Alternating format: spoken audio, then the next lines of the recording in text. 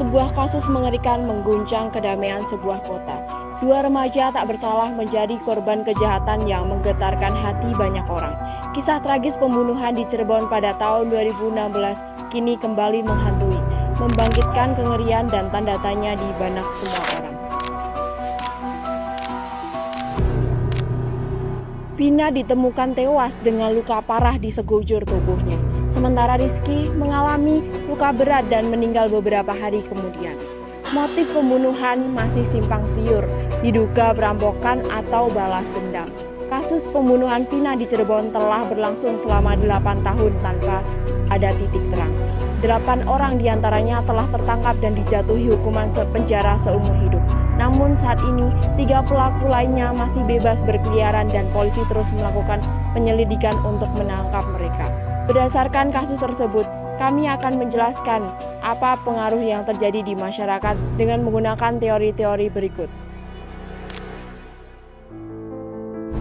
Teori jarum hipodermik. Teori jarum hipodermik menganggap bahwa media memiliki efek yang kuat dan langsung terhadap audiens, seperti jarum suntik yang menyuntikkan informasi ke dalam pikiran masyarakat.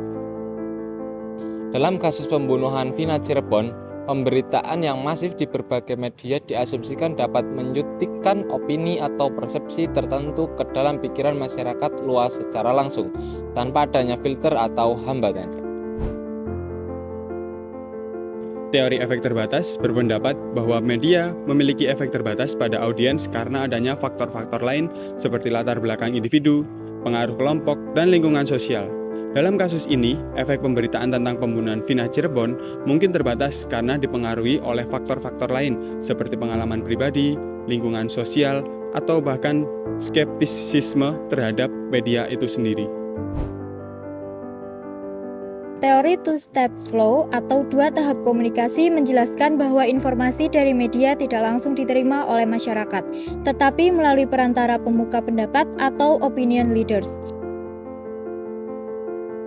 Dalam kasus pembunuhan Vina, pemberitaan mungkin mempengaruhi pemuka pendapat terlebih dahulu, seperti tokoh masyarakat, selebriti, atau influencer yang kemudian menyebarkan informasi dan opininya pada masyarakat luas. Teori uses and gratification berfokus pada bagaimana audiens secara aktif memilih dan menggunakan media untuk memenuhi kebutuhan tertentu. Dalam kasus ini, masyarakat mungkin mengikuti pemberitaan tentang pembunuhan Vina Cirebon untuk memenuhi kebutuhan seperti rasa ingin tahu, hiburan, atau bahkan identifikasi dengan korban atau pelaku. Teori agenda setting. Teori agenda setting menjelaskan bahwa media memiliki kemampuan untuk memengaruhi isu-isu yang dianggap penting oleh masyarakat.